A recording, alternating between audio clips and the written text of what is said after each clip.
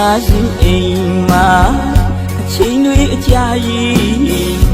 လောကရန်တုနိုင်လူခဲ့တဲ့ချစ်တော်ပြေ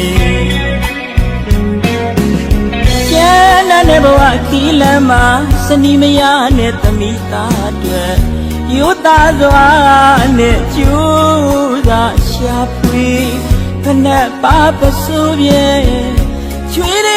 ရွှဲလဲမနာခဲ့ပါဘူးလေမိသားစုအရေးမှုသူအားနဲ့ကူပေးခဲ့တာအပြောဆိုသဘောယူအိမ်ကလူချမ်းပင်မရှာသူအဖေ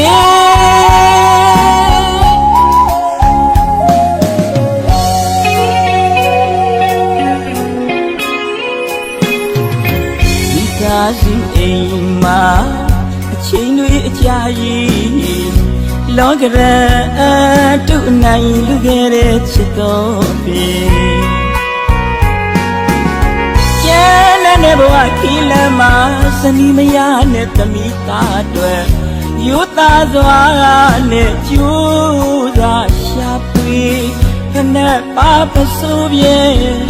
ချွေးရရွှဲလဲမနာခဲ့ပါဘူးလေမိသားစုအရေးမှုသူအားနဲ့ကူပေးခဲ့တာပြောဆိုသဘောယူအိမ်ကလူချမ်းပင်မရှာသူအဖေ